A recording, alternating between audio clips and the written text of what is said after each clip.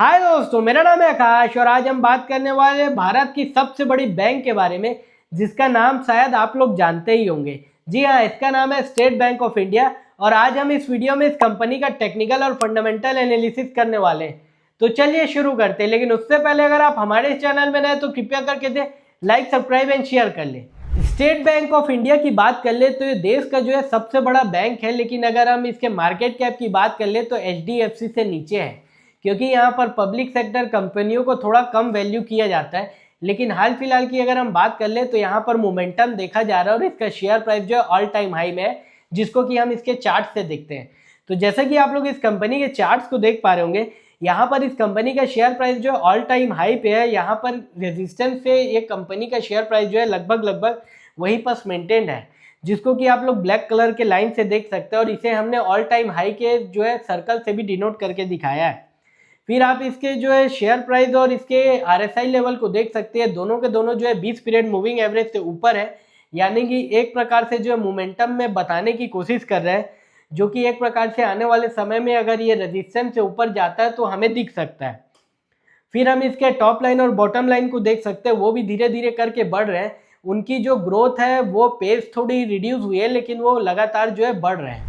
ये सारे कंपनियों के बारे में हम इसलिए भी बात कर रहे हैं क्योंकि अगर आप आम निवेशक हैं और आपके पोर्टफोलियो को अगर आप देखें तो वहाँ पर अधिकतर ज़्यादा टाइम आप लॉस देख रहे होंगे। लेकिन यहाँ पर निफ्टी को मैनेज किया जा रहा है, जिससे कहा जाता है इंडेक्स मैनेजमेंट, जिसके लिए निफ्टी की कुछ दिग्गज शेयरों का उपयोग किया जाता है, जहाँ पर कि ये भी शेयर है जो कि एक प्रकार से ऑल टाइम हाई में जा रहा है, जिस वजह से निफ्टी को आप ऊपर देख सकते हैं। और यहाँ पर निफ्टी में इस कंपनी का भी वेटेज ज़्यादा है, इस वजह से इस कंपनी का दौड़ना ज़्यादा जरूरी है ताकि हम निफ्टी की मूवमेंट को पॉजिटिव देख। तो यहाँ पर आप लोग देख सकते हैं लगभग इस कंपनी का शेयर प्राइस जो है दौड़ने वाला है, कुछ इस प्रकार से लग रहा है। तो चलिए अब हम इस कंपनी के शेयर होल्डिंग की तरफ चलते हैं। तो यहाँ पर आप लोग देख सकते हैं इसके प्रमोटर जो है ऑलमोस्ट स्टेबल मेंटेन रखा है। और इसके प्रमोटर की हम बात कर ले तो प्रेसिडेंट ऑफ इंडिया यानी कि भारत सरकार है। और इसी के साथ साथ हम इसके FPI की बात कर ले और DII की बात कर ले तो DII ने थोड़ी क्वांटिटी बढ़ाई है, लेकिन FPI की बात कर ले यानी कि फॉरेन पोर्टफोलियो इन्वेस्टर या फॉरेन इंस्टीट्यूशनल इन्वेस्टर की, उसने जो है थोड़ी क्वांटिटी अपनी धीरे धीरे करके घटाई है। लेकिन हम यहाँ पर नॉन इंस्टीट्यूशनल निवेशक की बात कर ले तो वो ऑलमोस्ट अप्रॉक्स मेंटेन्ड है। और यहाँ पर नंबर ऑफ शेयर होल्डर की बात कर ले तो वहाँ पर पिछले कुछ क्वार्टर में थोड़ा बढ़ी थी, जो कि थोड़ी घटी है, यानी कि पहले 38.27 चले गई थी, जो कि 37 के आसपास है, यानी कि एक प्रकार से कंसंट्रेटेड मेंटेन है चुनिंदा इंस्टीट्यूशनल इन्वेस्टर द्वारा, जो कि एक प्रकार से बहुत सही है। अगर इस कंपनी का एक्सपेक्टेशन से परफॉर्मेंस अच्छा आता है तो इस कंपनी के शेयर प्राइस को हम बढ़ते हुए देख सकते हैं, जिस वजह से हम निफ्टी को भी धीरे धीरे करके ऊपर जाता देख सकते। तो यहाँ पर हमने इस कंपनी के चार्ट्स के बारे में देखा और इस कंपनी के शेयर होल्डिंग के बारे में देख लिया। तो चलिए अब हम इस कंपनी के फंडामेंटल्स के बारे में बात कर लेते हैं। तो चलिए अब हम लोग सबसे पहले यहाँ पर की नंबर्स को देख लेते हैं। तो यहाँ पर आप लोग देख रहे होंगे 7.98 लिखा हुआ है। लगभग इस कंपनी का मार्केट कैप जो है 8 लाख करोड़ रुपए के आसपास है, जो कि एक प्रकार से बहुत हैवी वेट स्टॉक है ये।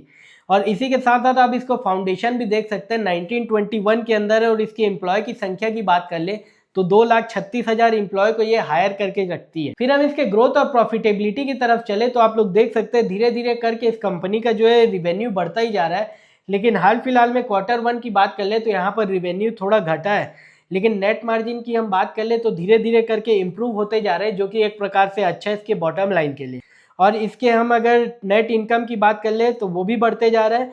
और रिवेन्यू टू प्रॉफिट कन्वर्जन की बात कर ले यानी कि नेट इनकम की, तो वो भी धीरे धीरे करके इंक्रीज होते जा रहा है। फिर हम इसके रिवेन्यू ब्रेकडाउन की बात कर ले तो इसका मेजर रिवेन्यू जो है आ जाता है रिटेल बैंकिंग से, जहाँ पर कि आम आदमियों को जो है पैसा बैंकिंग रिलेटेड सर्विस दिया जाता है। उसके बाद इसका कॉर्पोरेट रिलेटेड सर्विस रहता है, जहाँ पर कि होलसेल में लोन देने का काम करते हैं बड़े बड़े इंडस्ट्रियल हाउस को, वहाँ से इसका काम आ जाता है। इसके बाद आ जाता है इसका ट्रेजरी ऑपरेशन और इंश्योरेंस से पैसा। फिर हम कंट्री वाइज की बात कर ले तो इसका कंट्री इंडिया के अंदर इसका मेजर प्रेजेंस है, तो इंडिया से इसका सबसे ज़्यादा रिवेन्यू आ जाता है। और इसके बाद इसके जो फॉरेन वर्टिकल है वहाँ से इस कंपनी का जो है रिवेन्यू आ जाता है, जहाँ पर कि ये दूसरी कंपनी को ओवरड्राफ्ट करने का और NRI को इन्वेस्टमेंट करने का कई प्रकार का जो है सुविधा देते हैं, उससे ये कंपनी कमाने का काम करती है। इसके बाद हम यहाँ पर एस्टिमेट्स की बात कर ले तो यहाँ पर आप लोग रिवेन्यू के और ईपीएस के एस्टिमेट्स को देख सकते हैं। एस्टिमेट से बहुत अच्छे रिजल्ट आते जा रहे हैं, जिस वजह से एस्टिमेट जो है ग्रीन कलर के दिख रहे हैं। और जैसे कि हमने शेयर प्राइस में देखा था कि वो जो एक प्रकार से रेजिस्टेंस के आसपास मेंटेन है, Q2 में ये जो एस्टिमेट से और अच्छे आते हैं तो वहाँ पर ये कंपनी का शेयर प्राइस जो है चलना चालू कर सकता है, जिस वजह से इंडेक्स को बढ़ाने के लिए और सपोर्ट करने के लिए बहुत अच्छे हो सकते हैं। फिर हम इसके डिविडेंड की हिस्ट्री की बात कर ले तो देख सकते हैं आप लोग क्लियर कट ये जो है डिविडेंड बढ़ा के देता जा रहा है और उसकी यील्ड भी बढ़ती जा रही है, जो कि भारत सरकार के लिए बहुत ज़्यादा इंपॉर्टेंट है। फिर हम इसके फाइनेंशियल हेल्थ की बात कर ले, लोन और डिपॉजिट की, तो आप लोग यहाँ पर देख सकते हैं स्टडी स्टेट में इस कंपनी का डिपॉजिट जो है बढ़ता ही जा रहा है और लोन भी बढ़ता जा रहा है। लेकिन हाल फिलहाल के समय में जहाँ पर कि जितने दिग्गज प्राइवेट बैंक हैं वहाँ पर जो है क्रेडिट की ग्रोथ थोड़ी थम गई है, यहाँ पर भी इसको थोड़ा जो है प्रेशर देखना पड़ा है। फिर यहाँ पर कैपिटल एडिक्वेसी की बात कर ले तो वो भी स्टडी स्टेट में जो है मेंटेन्ड है। इसके बाद हम लोग रिवेन्यू को देख सकते हैं, क्वार्टर ऑन क्वार्टर पिछले क्वार्टर से कंपेयर करें तो वो कम है, लेकिन अगर हम ईयर ऑन ईयर बात कर ले तो स्टडी स्टेट में इंक्रीज होते जा रहा है, जिसके कारण इस कंपनी का जो ऑपरेटिंग इनकम है वो बढ़ते जा रहा है और प्री टैक्स इनकम की बात कर ले तो वो भी बढ़ते जा रहे हैं। बीते कुछ क्वार्टर में एक समय के लिए थोड़ा कंप्रेशन भी देखने को मिला था, जो कि Q3 24 में था, लेकिन वहां से धीरे धीरे करके फिर ग्रोथ की ट्रेजेक्ट्री में आते जा रहा है। इस वजह से नेक्स्ट चार्ट में आप लोग देख सकते हैं यहाँ पर ईपीएस कुछ क्वार्टर के लिए रुक गया था, लेकिन अब धीरे धीरे करके वो भी बढ़ता जा रहा है और बढ़ते हुए ईपीएस से उसको मेंटेन करने के लिए शेयर प्राइस को अगर दौड़ाया जाएगा तो वहां पर गलत नहीं होगा। फिर हम इस कंपनी के प्रॉफिटेबिलिटी रेशियो की तरफ चले तो यहाँ पर आप लोग देख सकते हैं इस कंपनी का जो ऑपरेटिंग मार्जिन और नॉन इंटरेस्ट रिवेन्यू जो है धीरे धीरे करके बढ़ता जा रहा है।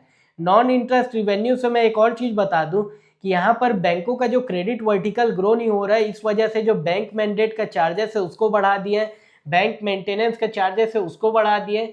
इसी के साथ साथ जो है थर्ड पार्टी इंश्योरेंस को ज़्यादा बेचते हैं, वहाँ से नॉन इंटरेस्ट रिवेन्यू आता है, जो कि एक प्रकार से इसके कस्टमर के लिए सर दर्द बन चुका है, लेकिन कंपनी को प्रॉफिट दिखाने के लिए यहाँ पर इस चीज़ों को भी बढ़ाया जा रहा है। इसको आप लोग देख सकते हैं इसके बैलेंस शीट पे। फिर हमने जैसे कि एस्टिमेट्स के बारे में बताया था तो धीरे धीरे करके वो पॉजिटिव होते जा रहे हैं।